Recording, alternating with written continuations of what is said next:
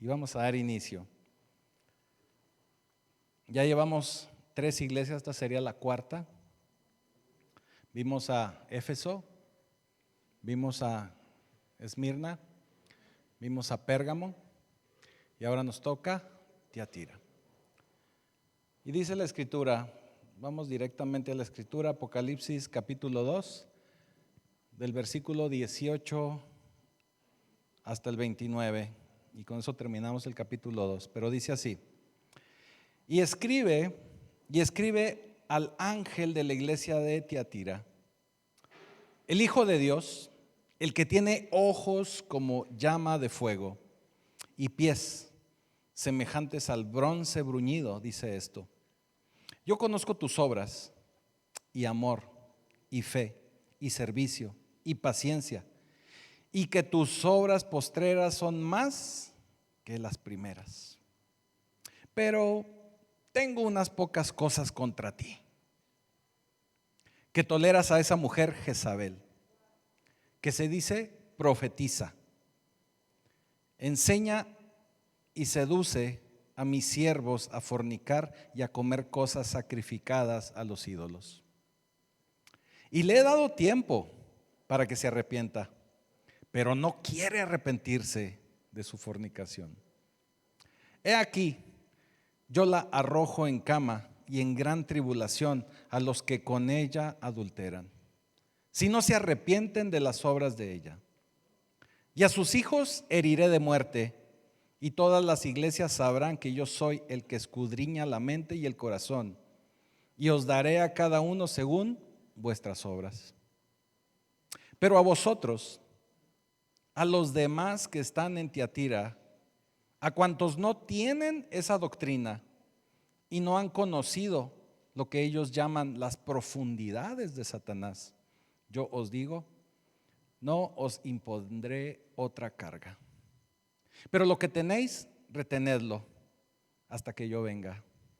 Al que venciere y guardare mis obras hasta el fin, yo le daré la autoridad sobre las naciones y las regirá con barra de hierro, y serán quebradas como vaso de alfarero, como yo también las he recibido de mi Padre.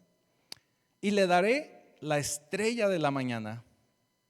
El que tiene oído, oiga lo que el Espíritu dice a las iglesias. Amén. Bendito Señor, bendito Padre Celestial, te damos gracias por tu palabra, por tus escrituras. Sabemos que en cada porción tú nos dejas una enseñanza, nos guías y permite, Señor, que esta enseñanza quede guardada en nuestra mente, en nuestros corazones, y que la podamos llevar a la práctica en el poderoso nombre de Jesucristo. Amén y amén. Y constantemente hemos estado escuchando en estas cartas a estas iglesias, ya hoy nos toca la 4ª, dice: el que resulte vencedor. Y empieza a brincar esa pregunta, ¿verdad?, en nosotros. ¿Cómo ser más que vencedores? ¿Cómo poder estar operando en victoria y no en derrota? ¿Cómo poder salir ganador, vencedor y no derrotado? Para ser vencedor, obviamente tenemos que vencer algo. Tenemos que estar sujetos a algo y tenemos que poder vencerlo para poder salir vencedores. Un campeón no se le dice campeón únicamente porque sí, sino porque logró llegar en primer lugar en alguna competencia en la que él estuvo. Así nosotros, y ahorita les decía al inicio, estas cartas nos hablan mucho de al que saliese o resultara vencedor. Eso nos habla de que no todos vamos a resultar vencedores. Yo sé que pacto vivo, sí. Amén. Yo sé que de aquí sí, todos vamos a resultar vencedores. Pero tenemos que superar un reto. Y el salir vencedor representa un reto que tenemos que superar. Hoy el Señor en esta carta nos habla de la intolerancia o de la, sí, realmente así, de la intolerancia que debemos de tener como vencedores, de la intolerancia que tenemos que tener para poder resultar vencedores. Usted va a ser un vencedor y no un vencido. Usted va a ser un ganador y no un perdedor.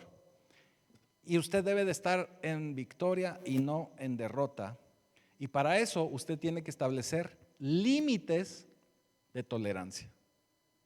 Límites de tolerancia.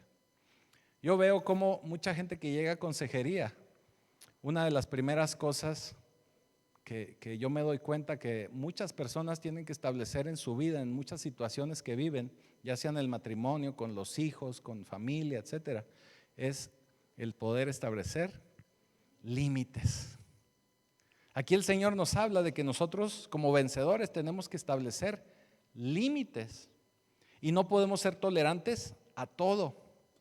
Por eso les decía, tenemos que tener muy bien definido nuestra intolerancia.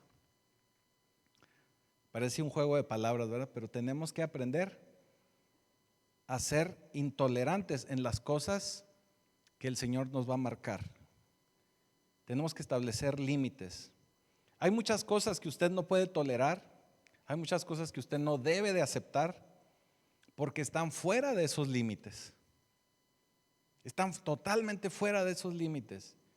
Y es algo que tristemente cada día vemos más en la iglesia de Cristo. Mucha gente que está pasando esos límites. Esta carta está escrita para la iglesia de Tiatira. Y dice en el versículo 18, y escribe el ángel de la iglesia de Tiatira, el Hijo de Dios. Aquí Jesús se está presentando como el Hijo de Dios directamente. En otras cartas veíamos cómo también se llegó a presentar como Hijo del hombre, pero en esta es el Hijo de Dios, el que tiene ojos como llama de fuego y pies semejantes al bronce bruñido, dice esto. Él se presenta como aquel que tiene toda la autoridad y todo el poder y que no escapa nada de sus ojos.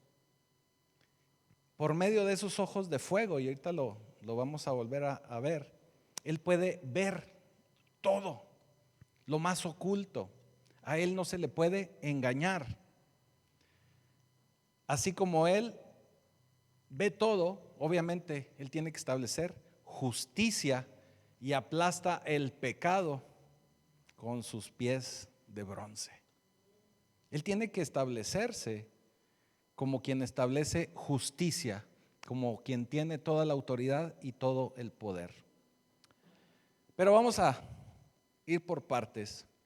Y Tiatira era una ciudad que era muy conocida por las habilidades textiles. Era un lugar donde la actividad principal era elaboración de telas y telas de colores. Y era tan grande ese mercado y tan grande ese negocio, vamos a decirlo así, ese emprendimiento, que Tiatira también era muy conocida por sus uniones o por sus sindicatos, ¿verdad? Como les decimos ahora en la actualidad. Eran grupos de personas que se unían para elaborar las telas. O sea, una sola persona no podía hacerlo. Tenía que unirse a más compañeros, a más personas, y entre varios trabajaban y elaboraban esas telas. Era un negocio que se tenía que hacer en equipo, en grupo. No lo podían hacer solos. Era un lugar que era muy bien conocido por estos grupos, por estas uniones o uniones de personas trabajando en la industria textil. Y nosotros lo podemos leer en el libro de los Hechos. Ahí en el libro de los Hechos capítulo 16 es donde nos habla acerca de Tiatira. Y si gusta vamos a leer, son únicamente 3 versículos. Libro de los Hechos capítulo 16 a partir del versículo 13. Y dice, lo tengo yo en otra versión, pero se lo voy a leer en esta versión que tengo yo, no le vaya a extrañar que está un poquito distinta. Y dice, el día de descanso nos alejamos un poco de la ciudad y fuimos a la orilla de un río donde pensamos que la gente se reuniría para orar. Y nos sentamos a hablar con unas mujeres que se habían congregado ahí. estamos hablando de los grupos, de las uniones que tenían, ¿verdad? Por eso se sentaban ahí grupos. Y luego dice, versículo 14, una de ellas era Lidia. Lidia de la ciudad de Tiatira, una comerciante de tela púrpura muy costosa, quien adoraba a Dios. Lidia ya se había convertido a Cristo. Lidia ya era cristiana. Y dice, mientras nos escuchaba, el Señor abrió su corazón y aceptó lo que Pablo decía. Pablo la evangelizó, ella recibe a Jesucristo y se convierte en una hija de Dios. Así como las hermanas que van ahí a Pistolas Meneses, ¿no? Ven un grupito de mujeres y ahí les caen. Versículo 15, ella y los de su casa fueron bautizados. O sea, el grupo, ¿verdad? Fueron bautizados y nos invitó a que fuéramos sus huéspedes. Y les dijo así, si ustedes reconocen que soy una verdadera creyente en el Señor, vengan a quedarse en mi casa. Y nos insistió hasta que no nos quedó otra, que tuvimos que aceptar, y hasta tamalitos nos dio. Bueno, eso no dice, pero eso me lo imaginé yo. Entonces ahí en el libro de los Hechos, capítulo 16, así empezó la iglesia de Tiatira. Una mujer, una sola persona que se convierte, puede convertir a su familia y puede convertir a toda una comunidad. Y ahí se estableció una misión, como le decimos ahora, se estableció una célula, se estableció una iglesia finalmente. Lidia de Tiatira recibe a Cristo y por medio de ella inicia todo este caminar con el Señor para esta iglesia. Ahora, algo que quise que pudiésemos entender es que en estas uniones o en estas familias o grupos de personas que trabajaban en la industria textil, pues existe un ambiente social, obviamente es un aspecto social que ellos viven, ¿verdad? Porque conviven todo el día, trabajan todo el día. Muchos de nosotros que hemos trabajado en industria, o bueno, no necesariamente en industria, pero usted sabe que en muchas ocasiones pasa más tiempo en el trabajo, con los compañeros de trabajo, que inclusive con su familia. Entonces se van estableciendo relaciones sociales, se conocen. Y cuando uno de ese grupo se convierte a Cristo, ¿qué cree? Se empieza a trastornar el grupo. A veces se trastorna para bien y todos vienen a los pies de Cristo, o a veces se trastorna no tan bien y empiezan a relegar al que se convirtió en Cristo porque ya no va a las fiestas, porque ya no se quiere desvelar, porque ya no quiere decir palabrotas o por cualquier cosa que usted guste y mande. Pero normalmente así sucede. Cuando alguien llega a Cristo y que usualmente se reunía con sus compañeros de trabajo y asistía a reuniones, a fiestas, genera una crisis y ya no embona en muchas ocasiones igual que como lo hacía. Ya no es parte o ya no lo ven como parte del grupo como antes era. Eso empezó a suceder en Tiatira. Se empezó a trastornar ahí los equipos, se empezaron a trastornar los grupos, pero aún así el evangelio seguía caminando, el evangelio seguía corriendo. Y dice en el versículo 18, el Hijo de Dios, el que tiene ojos como llamas de fuego y pies semejantes al bronce bruñido, dice esto: a Cristo no se le escapaba nada, no se le escapa nada. Y aun y cuando el evangelio iba creciendo y ellos iban creciendo aún más como miembros o con más miembros hasta que se establece una iglesia, el Señor seguía viendo cómo no tenían una conversión en muchas ocasiones completa, y en otras muchas ocasiones sí existía esa conversión, pero con tal de no perder la amistad, decían, bueno, es que hay que darle tiempo, porque acaba de recibir a Cristo y todavía no se acostumbra. Hay que darle oportunidad de que vaya cambiando poco a poco. ¿Cuántos de nosotros ha escuchado eso? ¿Verdad? Muchas veces. Y el Señor vio cómo esta iglesia empezó a acostumbrarse a ese tipo de cosas. Algo muy similar a lo que leíamos en las cartas anteriores cuando hablaba de los nicolaitas. Ya tenían la salvación, sabían hacer cosas, entendían el evangelio, pero también a la gente que no terminaba de dar el paso completo, le toleraban muchas cosas. Y decían, no, está bien. Ah, que se tatuó. Sí, no le hace, hombre. Ah, que hace esto. Ay, no importa, es un hijo de Dios. Ya recibió a Cristo, ya es un campeón. Le dice en el versículo 19: yo conozco tus obras y amor y fe y servicio y paciencia, y que tus obras postreras son más que las primeras. Vaya, era una iglesia que estaba creciendo, que se estaba desarrollando, que estaba progresando, porque sus obras postreras eran todavía mayores que las primeras. Eso quiere decir que iba avanzando y se iba fortaleciendo. Era una iglesia que estaba haciendo cosas buenas y estaba haciendo las cosas bien. Y el Señor le reconoce lo que hace bien. Y dice, he visto tus obras. Dice que ahí la llevas. Pero en el versículo 20 le dice, pero tengo unas pocas cosas contra ti. Unas pocas. Y empieza diciéndole, ¿qué toleras a esa mujer Jezabel? ¿Qué toleras a esa mujer Jezabel? ¿Cuál es el problema de Jesús con esta iglesia? El problema de Jesús es tolerancia. O el problema de Jesús es la tolerancia. Que toleran a esa mujer Jezabel. Y esto nos dice que no solamente hacían cosas buenas, porque las hacían y el Señor se las reconoce, pero toleraban muchas cosas malas, aceptaban lo malo. Eso es muy común inclusive en nuestra vida actual, porque dicen, no hombre, pues si todos lo hacen, no debe de estar mal porque todos lo hacen.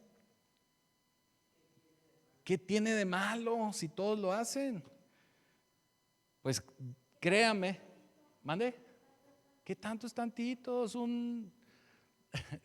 un pequeño error. No es error. En las escrituras se le llama pecado. Y el problema es que a veces no le llamamos a las cosas por su nombre y lo disfrazamos, ¿verdad? Y aquí en México somos expertos en eso. Porque cuando no queremos decir la palabra como es, para que no se lastimen, le decimos en diminutivo. Es que se equivocó tantito. Es que pobrecito. Dígame, Claudia.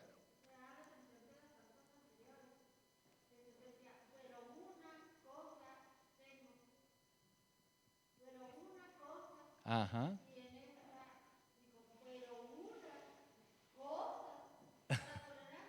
Así. Exactamente. Es correcto.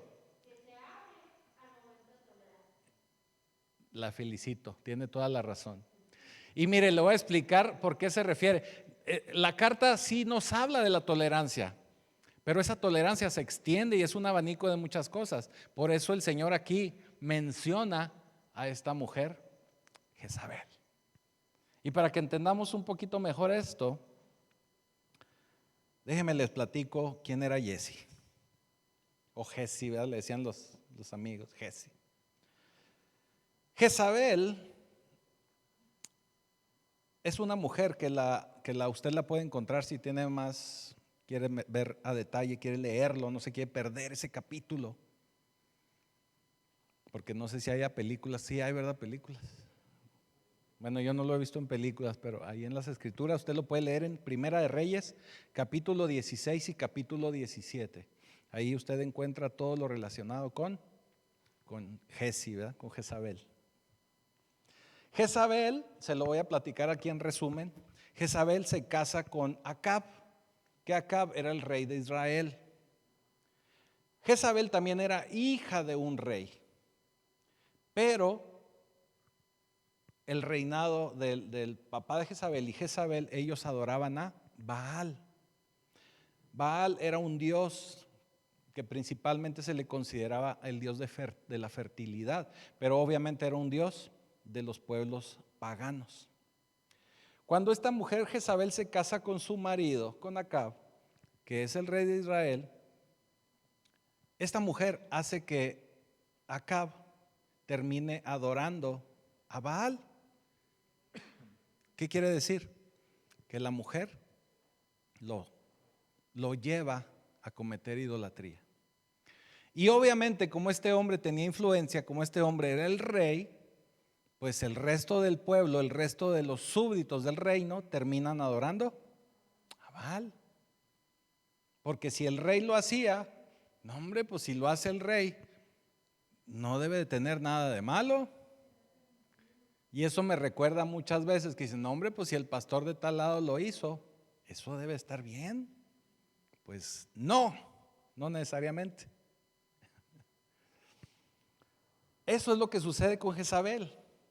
¿Cuál es el abanico de cosas que empezó a generar Jezabel? Principalmente la idolatría. En segundo lugar, la inmoralidad. Porque como Baal era el rey, no el rey, era el dios de la fertilidad, pues el culto a Baal estaba lleno de inmoralidades. No voy a ser explícito, pero estaba lleno de inmoralidades de todo tipo. Entonces, eso es a lo que nos referimos cuando hablamos de tolerancia. Hay muchas cosas que en la iglesia se están tolerando. Esas cosas se toleraban en la iglesia de Tiatira. Es un asunto de que se empieza a convertir esto en un estilo de vida, pero se empieza a convertir en una moral torcida. Yo en varias prédicas, en varios mensajes anteriormente, yo le había platicado de cómo el pueblo de Cristo está lleno de gente que sí hemos sido salvados por medio de Cristo, pero hay muchísima gente que no ha dejado pecados. Mire, hay pecados que los podemos ver de aquí a 1 kilómetro de distancia, porque ve que de repente viene un hombre cayéndose y dice, bueno, este hombre pobre ha de tener un problema con el alcohol, o con las drogas, o con esto, porque lo ve. Pero hay otros muchos problemas que usted no se puede dar cuenta. ¿Como cuáles? Inmoralidad, adulterio, pornografía. Hay muchos. Y mire, es bien triste, pero a mí me gusta de repente buscar, será porque soy ingeniero, busco las estadísticas. Y las busco en Estados Unidos porque las de aquí ya ve que aquí siempre hay otros datos. Pero las estadísticas de Estados Unidos nos habla de que aproximadamente el 80% de los hombres cristianos ven pornografía. Es grave. Alrededor del 60-65% de las mujeres también ven pornografía. Es un problema muy serio y es un problema que no se está atacando. En muchas iglesias hay muchos problemas de inmoralidad sexual. Hay muchos problemas de adulterio y tampoco se están confrontando.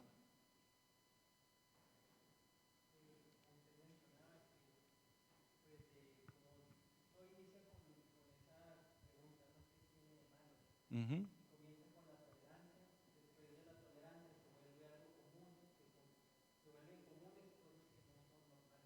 Así es.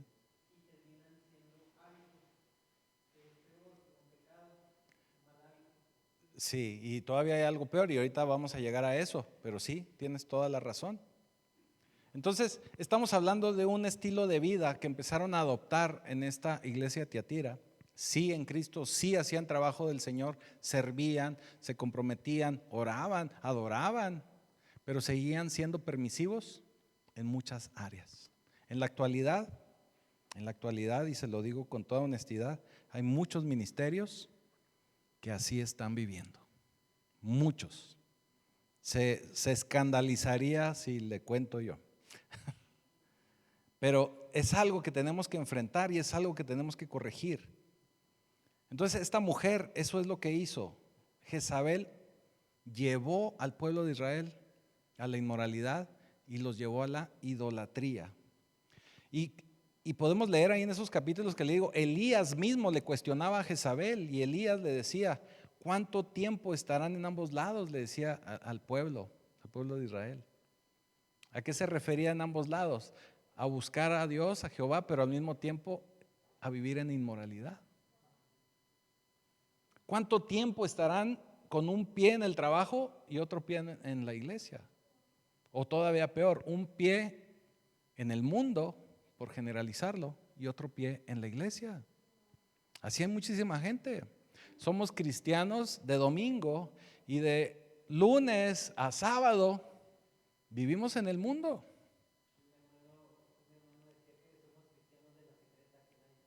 Sí, les digo yo que andamos como haciéndole al James Bond, ¿verdad? Que nadie se dé cuenta que soy cristiano. Déjenme les digo algo. Yo en una ocasión, aquí tenemos calcomanías de Pacto Vivo por si alguien quiere ponerle una en su carro. Pero yo una vez le daba una a un hermano y me decía, no, porque después en el peri, ¿qué tal que me le meta a alguien y luego que digan que soy cristiano? Pues por eso, para que manejes bien. Así que, Pacto Vivo, ¿cuánto tiempo estará sin definición? Yo sé que aquí estamos definidos. Yo sé que aquí estamos definidos. Pero mientras estemos en ambos lados, no vamos a resultar vencedores. Y el Señor les dice, ustedes lo toleran, ustedes lo aceptan, ustedes toleran todo eso. Y fíjese, aquí hay algo que también tenemos que observar y dejar muy en claro. Hay mucha gente que sí está comprometida con el Señor, pero toleran que otra gente no lo esté, o que otra gente no haga lo que tiene que hacer delante del Señor. ¿Sí me estoy explicando? Puede ser que diga usted, es que el hermano, wow, hasta levita, ¿verdad? O sea, camina y no veo que toque el piso, ¿verdad? De la santidad que trae. Sí, pero no confronta a los demás, no les ayuda a llegar a la madurez. Eso quiere decir que tolera lo que los demás siguen haciendo. Ahora, tenemos que entender algo, y ahorita lo vamos a ver más a detalle. Tenemos que establecer límites. Y esto no se trata de ser intolerantes en todo. Ahorita lo vamos a ver más a detalle. No se trata de a todo decirle que no y que todo sea del diablo y que nada sea de Dios. No, tampoco no se trata de eso. Eso es otro extremo y eso ya se llama religión o religiosidad. Hay algo que es diferente a eso y ahorita lo vamos a ver. Pero la verdad es que da mucha pena ver la cantidad de cosas que están pasando en las iglesias modernas y que se está permitiendo. Que los pastores y líderes se hacen de la vista gorda. Se han vuelto permisivos. Se han vuelto tolerantes en muchas cosas que no deberían. Y todo por no perder membresía. Por no tener una silla vacía. Todo por eso. Toleran a Jezabel. Y Jezabel está dañando a la iglesia. Y aquí dice algo bien interesante, versículo 21 dice, y le he dado tiempo, dice el Señor, le he dado tiempo para que se arrepienta, pero no quiere arrepentirse de su fornicación. No quiere arrepentirse y le he dado tiempo. Usted, yo creo que al igual que yo se ha de preguntar, ¿por qué al hermano aquel si hace esto y aquello y el otro? Y pareciera que le va re bien. Ahí está la respuesta, porque el Señor le está dando tiempo. ¿Tiempo de qué? De que se arrepienta, porque el Señor es misericordioso y nos da tiempo. Y aquí una palabra bien poderosa y que tenemos que entender y tenerla muy en claro es arrepentimiento, el arrepentirse. Esas palabras claves para nosotros que está ahí en las Escrituras, que está ahí en la Biblia. Porque el arrepentimiento nos habla de esa posibilidad de poder cambiar para poder restaurar esta relación que debemos todos de tener con Dios. Arrepentirse es cambiar. Arrepentirse no es algo de emoción. Ay, ¿cómo me puede? No, es cambiar. Si verdaderamente me arrepiento, voy a cambiar. A partir de hoy voy a hacer las cosas diferentes. Me acordé de una canción, ¿verdad? Hoy voy a cambiar. Eso es arrepentimiento. Es una canción, pero eso habla de arrepentimiento. Cuando alguien decide cambiar es porque está arrepentido. En este caso, una mujer es la que está promoviendo la inmoralidad y la idolatría. Y se le está dando la oportunidad de cambiar. El problema es que no quieren arrepentirse. Ese es un problema muy serio. Y como decía ahorita Julio, y le decía, vamos a entrar un poquito en eso. El pecado es malo. Usted ya sabe que el pecado es malo. Malo, malote. El pecado es malo. Pero el no querer cambiar, el no querer arrepentirse es peor todavía. Vaya, el saber que estoy haciendo mal, el saber que lo que hago es pecado, es malo. Pero el no querer cambiar es todavía peor. ¿Por qué? ¿Por qué es peor? Porque cuando yo sé que es malo y no quiero cambiar, ni intento cambiar, estoy cayendo en la categoría que se llama rebelión. Estoy en la categoría de rebelde. De rebelde sin causa. Es rebelde porque por mis pistolas, ¿verdad? Y eso es peor que únicamente haber caído en pecado. Esta mujer es una rebelde y está influenciando a mucha gente. Pero mucha gente no se mueve de esa posición. Ahora, mucha gente va a decir, es que no debemos juzgar. Es que allá él, ¿verdad? Hay que respetarlo porque yo no puedo juzgar. Es que guardas mi corazón. Es muy común escuchar eso en las iglesias.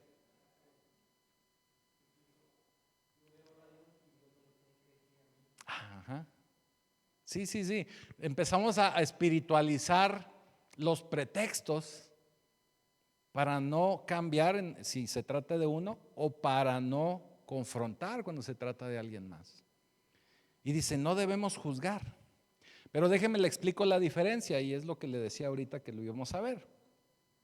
Usted tiene que saber distinguir, y esto nos habla de tener discernimiento. Usted tiene que aprender a distinguir entre lo verdadero y el error.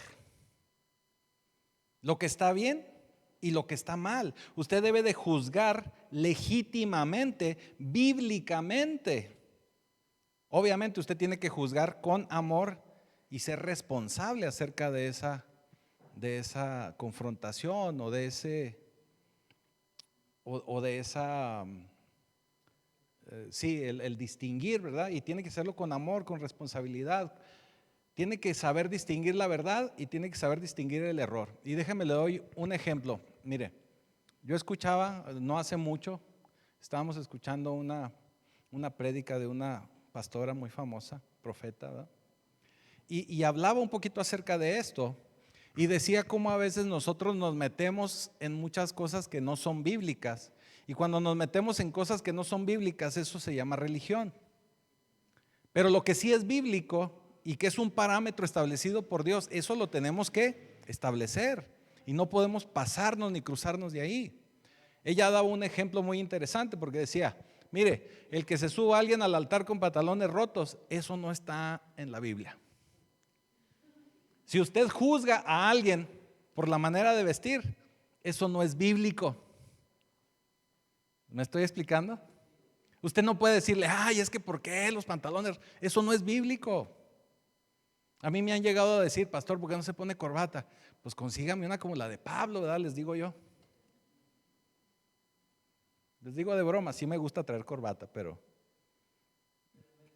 no es ley. ¿Mande? No está escrito, exactamente, no está escrito. Que si los pelos, bueno, pues también depende de las modas. Sí me estoy explicando, pero tampoco está escrito. Tampoco está escrito. O usted veía a Jesús así con el corte, así como Cristiano Ronaldo, ¿no? ¿Verdad? No. Es algo que no está en la escritura. Pero hay cosas que sí están haciendo, que sí están en las escrituras. Por ejemplo, mire, ahorita, y nomás con eso lo voy a decir. Ahorita hay muchos chavos, inclusive pastores, con tatuajes. Y eso sí está condenado en las escrituras. Ahora, déjeme le aclaro algo. No, tampoco no me avienten tomates todavía. Si esa persona ya estaba rayado, así como dicen los chavos, si esa persona ya estaba rayado cuando llegó al Señor, está bien. Así recibió al Señor y está bien. Aquí lo único que tiene que hacer es no hacerse más. Bueno, a lo mejor habrá alguno que ni se le va a notar si se hace uno más, ¿verdad? Pero lo que tiene que hacer es no hacerse otro más. Si es que así llegó él a los pies de Cristo. Pero si llegó a los pies de Cristo sin una sola raya, pues no se ponga otra raya al tigre. Eso sí está mal y está condenado en las escrituras. Y no es religiosidad, está en las escrituras. Porque el cuerpo es el templo del Espíritu. Que aunque también la Biblia dice que el cuerpo en nada aprovecha, pero mientras estemos en esta vida es el templo del Espíritu. Yo ya estaba ensanchando las estacas y el Señor me dijo, ya párale. Entonces estoy otra vez ajustando las estacas y ahí vamos. Hay que cuidarnos. Y la pastora lo ha dicho varias veces en la administración, tenemos que cuidar lo que el Señor nos dio, ser buenos mayordomos. Y eso primero que nos dio es el cuerpo. Tenemos que cuidarlo. Vaya, es un ejemplo nada más de algo que sí está bíblico y que no debemos hacer y que se tolera en muchos lugares. Y a lo mejor si alguien me está viendo en internet o lo ve diferido y va a querer decirme y redebatirme y no sé qué, adelante. O un seguidor menos, ¿verdad? Perdóneme usted, discúlpeme usted. Sí, un follower menos. Pero es algo que no se debe de permitir. ¿Sí? Ahora, hay muchas cosas así como esas que no nos damos cuenta y que mucha gente las está permitiendo. Las está permitiendo. Mire, otra cosa, y eso es una apreciación muy mía, no me lo tome a mal, pero en muchos lugares la alabanza es pagada. Es pagada. Y no se supone que la Escritura nos dice que debemos tener adoradores en espíritu y en verdad. ¿Y por qué tenemos que andarle pagando a músicos profesionales? Si Dios nos da dones y talentos. Bueno, si ya me estoy dedicando a eso y estoy en un ministerio que viajo por todo el mundo, pues a lo mejor ya la cosa puede ser que cambie un poco, pero ni aún así debería de ser de esa forma. ¿Me estoy explicando? No debería ser así. Yo he conocido muchos chavos que están en las alabanzas, que el viernes tocan en lo secular y el domingo están muy santos en la iglesia. El sábado inclusive. Es más, que han llegado. Mire, déjeme, y se lo voy a platicar para que vea que no lo estoy cuenteando. Uno de mis hermanos en la sangre, el más chico, Daniel, si estás viendo aquí te espero el domingo.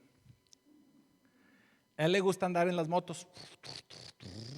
Es de esos motoqueros que le dicen, ¿verdad? Tiene esas mototas y esos que se ven rudotes, pero que no es cierto. Y en el grupo donde él se juntaba, se reunía o se reúne, no sé, de los motoqueros, había un chavo que le decían, no me acuerdo cómo le decían, pero algo así referente a cristiano, aleluya, algo le decían, ¿verdad? Se lo cotorreaban ahí entre los amigos. Y ese hermano, o bueno, esa persona, me platicaba, mi hermano, que se ponía unas guarapetas, guarde usted la hora. Guarde usted la hora. Y el domingo, a veces se iba desde el sábado hasta el domingo sin dormir para ir a tocar en una alabanza de una iglesia. O sea, sí me explico, ¿eh? Amanecido, tomado, etcétera, y así lo subían a la alabanza. ¿Sí? Es un caso, si usted quiere, extremo, pero no debe de ser. Y a veces con tal de tener una super alabanza, permitimos muchas cosas. ¿Sí? Bueno, ya, cambiamos de canal, le seguimos, perdóneme usted. Perdóneme usted, pero es algo que tenemos que dejar en claro y entender. Y mire, Dios es amor. Y se lo voy a decir así porque mucha gente, inclusive a nosotros nos lo llegó a decir alguna persona en alguna ocasión. ¿Dónde está el amor de Dios? Cuando nosotros llegásemos a confrontar a alguien, mucha gente nos llegó a decir, ¿y dónde está el amor de Dios? Pues déjeme le digo que sí, Dios es amor. Pero Dios es amor, es la mitad de Dios. No me vea feo, ahí lo voy a explicar. La mitad de Dios es amor. La otra mitad de Dios es justicia. Es justo. Y mire, póngame Romanos 11:22. ¿Ya está? Romanos 11:22. Y dice, mira pues la bondad y la severidad de Dios. Amor, justicia. La severidad ciertamente para con los que cayeron, pero la bondad para contigo si permaneces en esa bondad. O sea, ¿dónde está el amor de Dios? Bueno, si tú estás en esa bondad, si estás viviendo en esa bondad, ahí está el amor de Dios. Pero si, pues de otra manera, dice, si permaneces en la bondad, pues de otra manera tú también serás cortado. Esa es la severidad de Dios, es la justicia de Dios. Dios es bondadoso, pero también Dios es severo. Es verdad y es amor. Y las dos tienen que estar juntas. Porque Dios es verdad es la palabra. Y si lo dice la palabra, no lo puedes tú hacer. Mira, aquí venía un hermano muy tomado, en ciertas ocasiones vino. Y fíjate, y les digo a todos, ¿verdad? Nos dimos cuenta, hace unos meses falleció de una congestión alcohólica. Y el hermano venía y nos gritaba en la puerta versículos bíblicos, se sabía las escrituras y cada que venía pedía oración y yo oraba por él. En muchas ocasiones no lo dejaba pasar porque se ponía a gritar y no nos dejaba tener el servicio, no por no permitirle entrar. De hecho, varias veces entró, pero empezaba a gritar, pues teníamos que tranquilizarlo porque no nos dejaba continuar. Y gritaba muchos versículos. Y yo le decía, a ver, espérame, ¿por qué no me gritas el versículo de que el reino de Dios no lo van a heredar ni los fornicarios, ni los alcohólicos, ni los etcétera, etcétera? Porque no le convenía. ¿Me estoy explicando? Entonces hay muchos versículos que sí podemos agarrar de bibliazo, pero hay otros muchos que nos muestran la severidad y los límites de Dios. Y tenemos que vivir en esas dos vertientes, en la verdad, en el amor, pero en la verdad del Señor.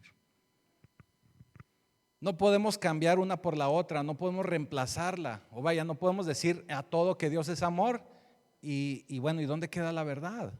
Porque la verdad nos hará libres.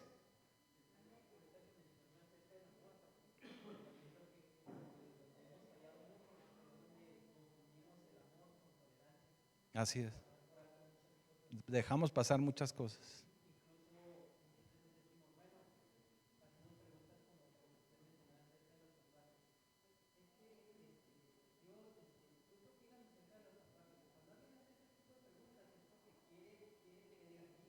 Ajá, exactamente.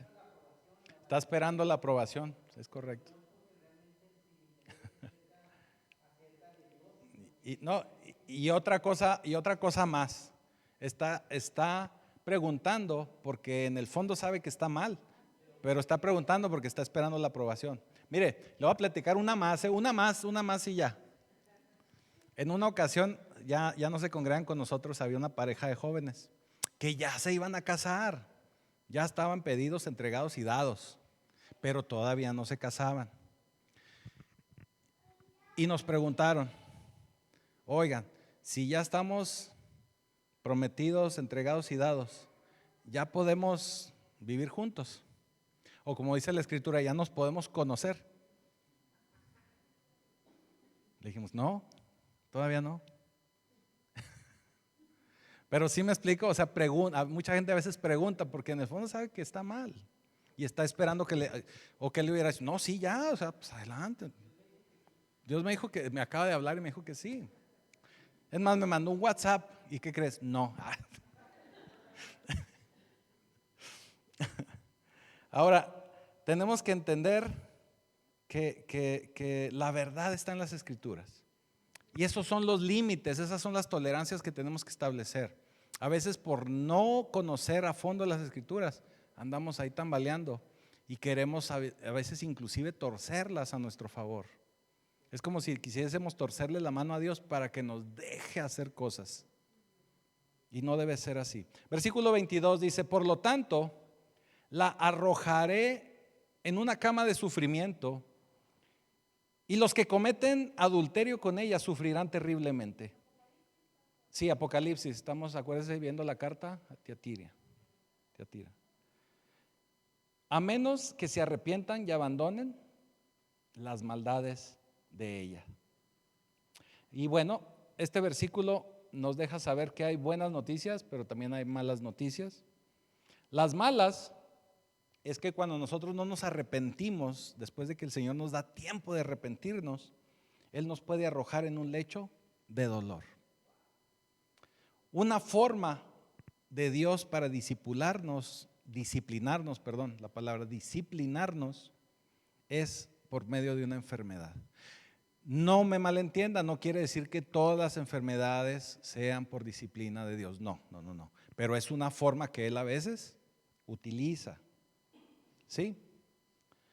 De alguna forma, en muchas ocasiones sí lo es. Ahora déjeme le digo que Jezabel pues no se arrepintió, nunca se arrepintió.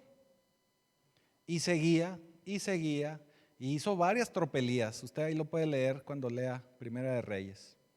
Y hizo varias tropelías, se adueñó de viñedos, corrompió al pueblo, amenazó a Elías, hizo una serie de cosas. Usted ahí lo puede leer. Pero un día estaba una ventana abierta y alguien la empujó y que se cae. Así como el chivo ciclista, y que se cae, y que se cae. Y se cayó y muere al caer. Y relata la Escritura que al caer salpica, o sea, como si se hubiese reventado, ¿verdad?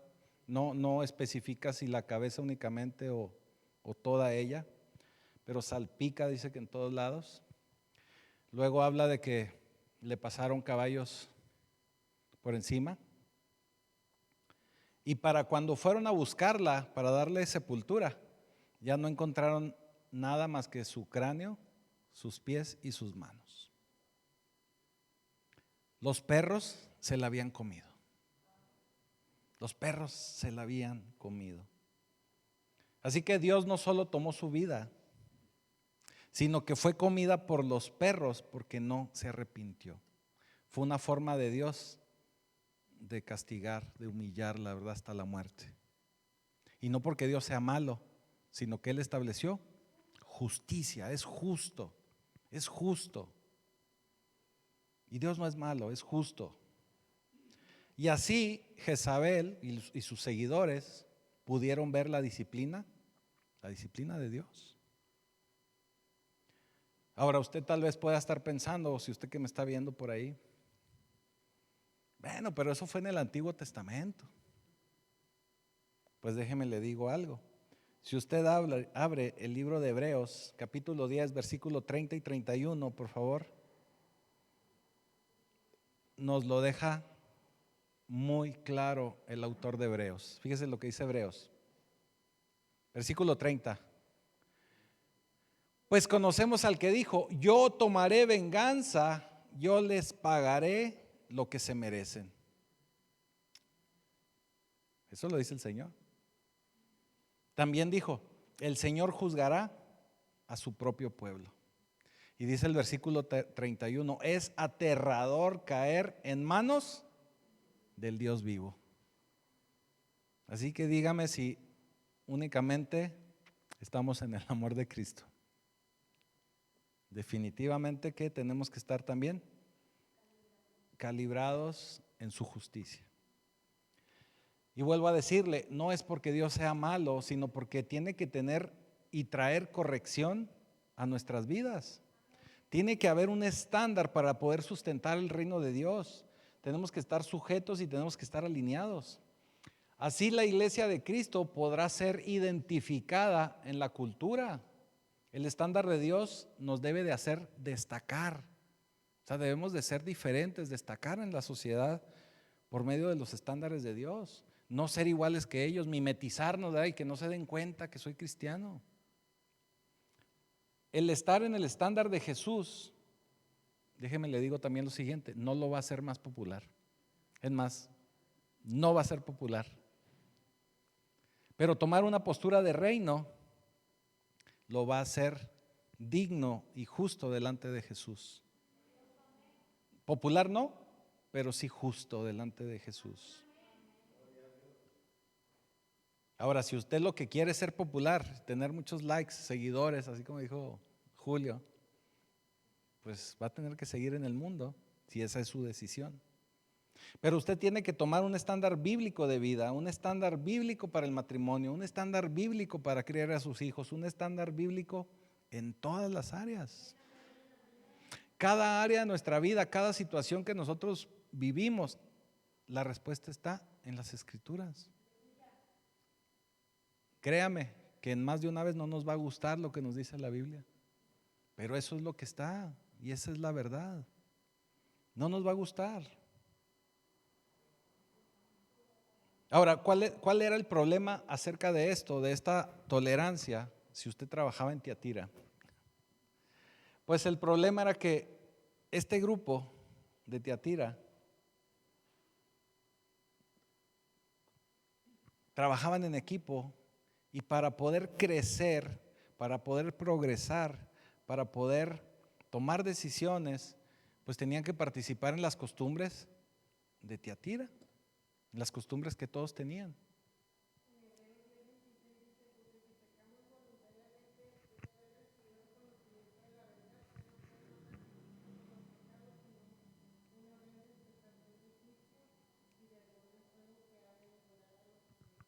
Amén, así es. Sí lo vi también, pero sí, dije no. Mande, póngalo por ahí. Hebreos 10, 26. Ahí va, ahí está. Porque si pecáramos voluntariamente después de haber recibido el conocimiento de la verdad, ya no queda más sacrificio por los pecados. 27. Sino una horrenda expectación de juicio y de hervor de fuego que ha de devorar a los adversarios. ¿Y quiénes son los adversarios? Pues los que están en contra de la palabra del Señor.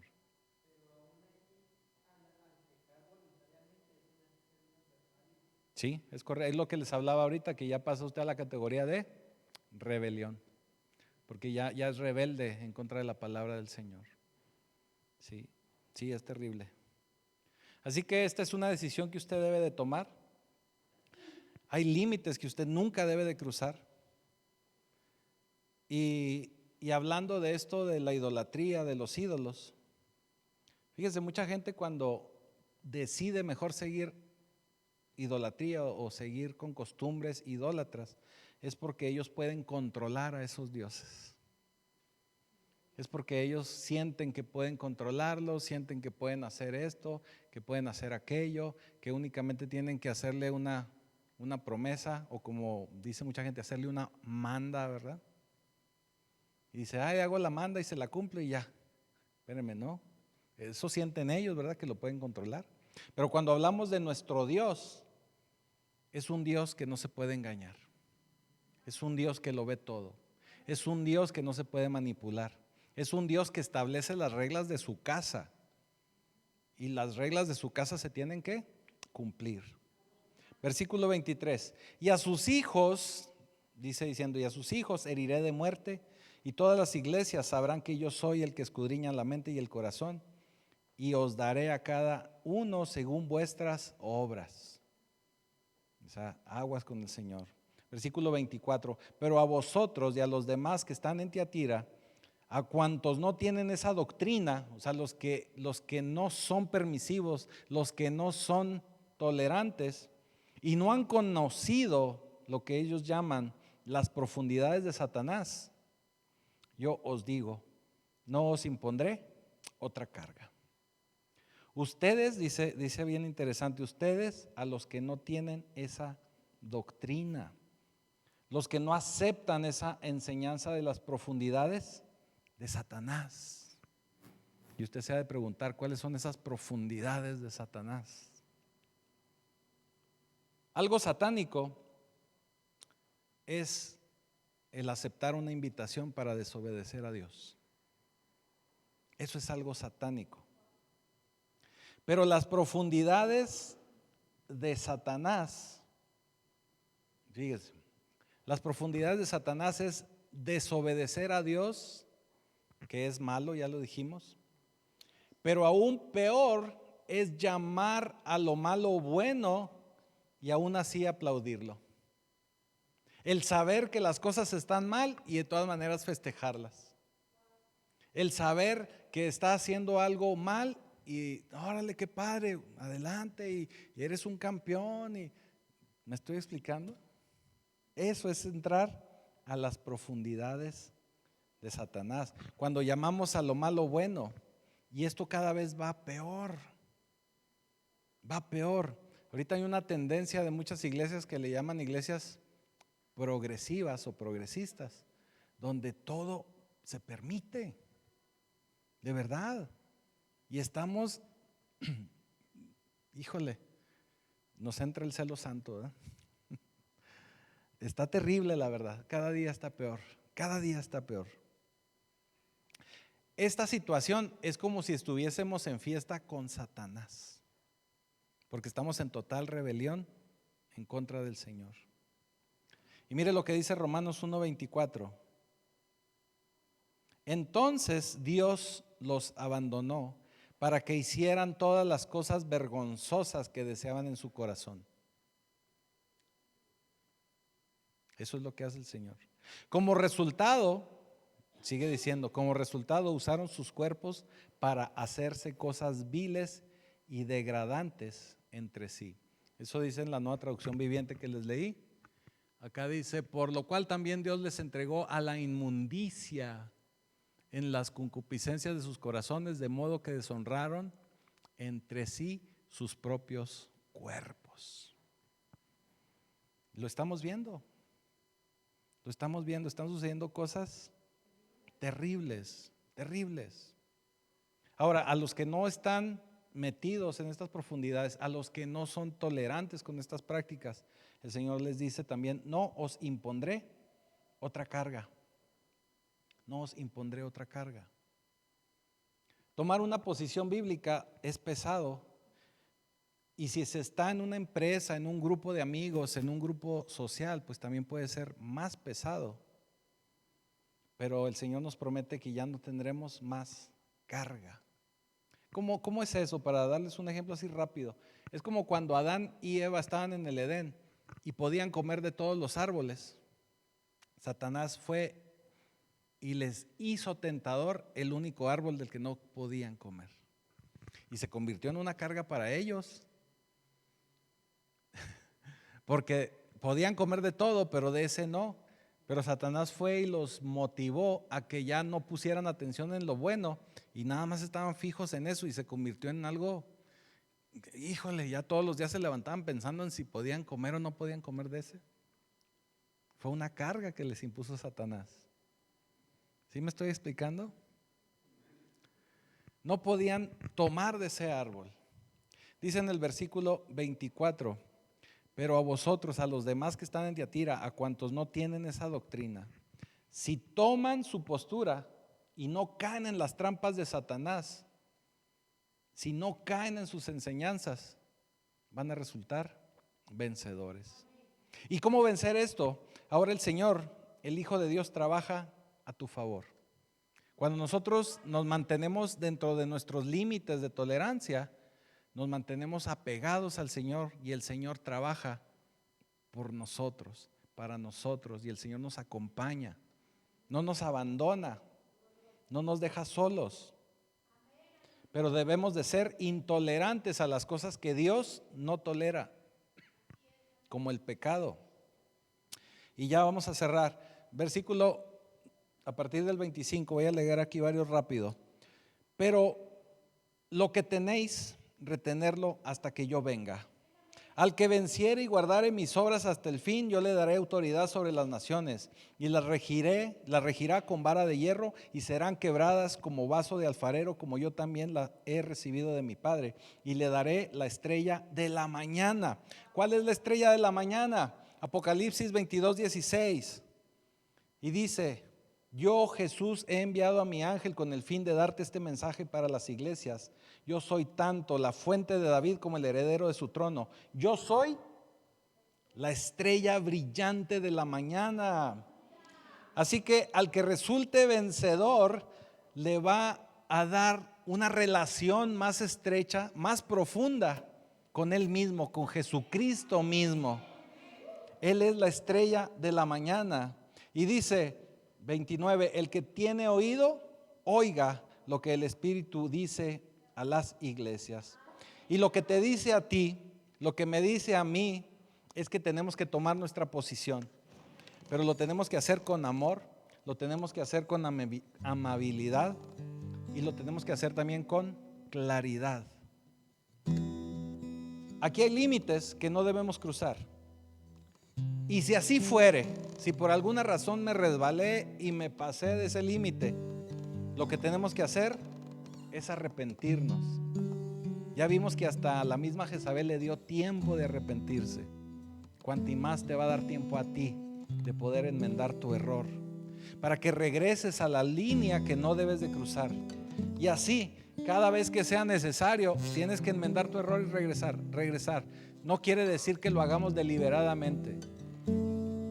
Pero si por alguna razón resbalamos y caemos, podemos en todo momento regresar a nuestro Señor Jesucristo. Así que queremos una iglesia que tome su posición por Dios, sin importar si necesitamos más miembros, sin importar si necesitamos más dinero para la obra, sin importar si necesitamos más notoriedad, más likes o más seguidores. Tenemos que hacer lo correcto delante del Señor. Permíteme, Julio, voy a cerrar. Y hay un estándar divino que debemos mantener sin importar el costo. Y ese estándar es estar sujetos a la palabra de Dios. ¿Hasta cuándo vamos a estar sujetos? Hasta que podamos ser más que vencedores en Cristo Jesús. Póngase de pie, vamos a orar. ¿Qué pasa, Julio?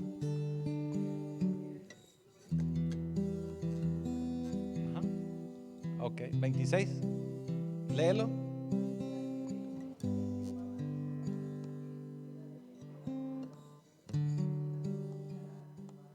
Amén. Así es, de hoy. Y que lo mantenga hasta que Él venga. Vamos a orar. Bendito Señor, bendito Padre Celestial, te damos gracias porque sabemos que tus estándares son altos. Permite, Señor, que todos y cada uno de nosotros podamos vivir bajo esos estándares.